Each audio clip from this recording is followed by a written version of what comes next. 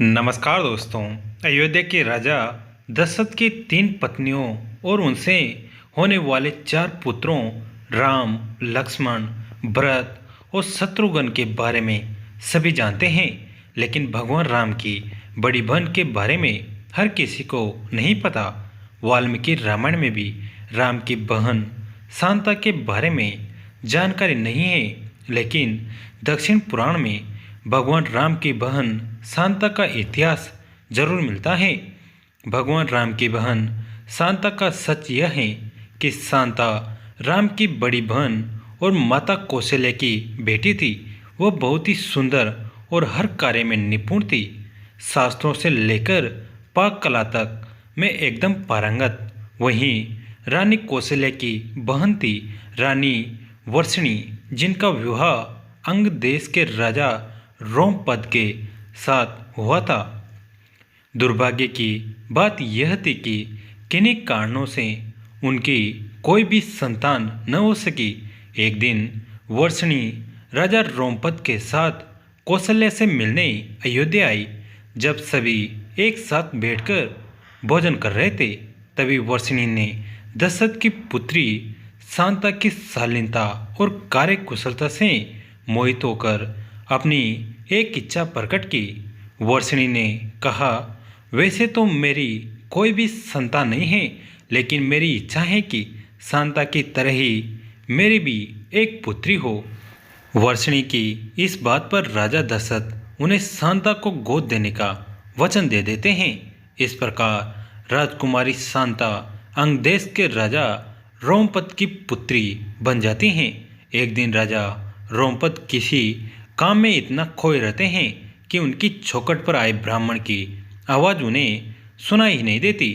फलस्वरूप ब्राह्मण को खाली हाथ वापस लौटना पड़ता है।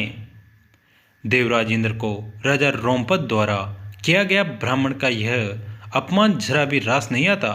वह अंग देश में वर्षा न करने का निश्चय कर लेते हैं। ऐसे में बिना वर्षा अंग देश में सूखा पड़ जाता है।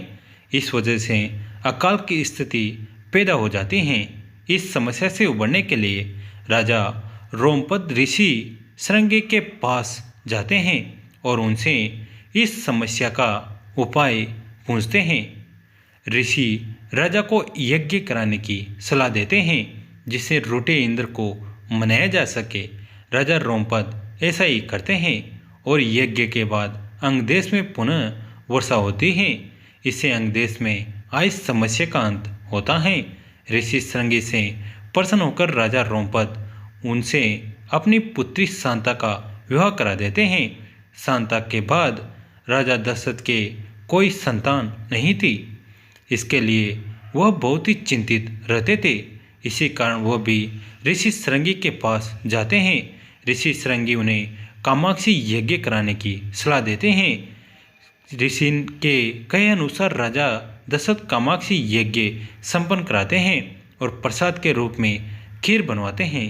यज्ञ समाप्त होने के बाद जो खीर का प्रसाद था, उसे राजा दशरथ की तीनों पत्नियां कौशल्या, सुमित्रा और कैकेयी ग्रहण करती हैं। कामाक्षी यज्ञ के प्रताप से रानी कौशल्या को पुत्र के रूप में राम, कैकेयी को भरत और सुमित्रा को लक्ष्मण व शत्रुघ्न की प्राप्ति होती है। चारों पुत्रों को अपनी बहन शांता के बारे में कुछ भी मालूम नहीं होता। समय के साथ धीरे धीरे राम को अपनी माता के दुख का पता चलता है। साथ ही भगवान राम की बहन शांता के जीवन का सच जो कोई नहीं जानता था, राम को मालूम हो जाता है। बहन शांता के बारे में जानने के बाद राम अपनी माँ को बहन शांता से मिलवाते हैं और सभी पुराने मतभेदों को दूर कर एक साथ रहने का वचन देते हैं। तो दोस्तों, कैसी लगी आज की कहानी कमेंट करके ज़रूर बताएं। वीडियो को लाइक करें, चैनल को सब्सक्राइब करें, घंटी के बटन को दबाकर ऑल पर क्लिक करें। दोस्तों, इस कहानी को अपने दोस्तों के साथ, फैमिली के साथ शेयर जरूर करें। दोस्तों, कमेंट में जय श्री राम जरूर लिखिए। धन्यवाद दोस्तों।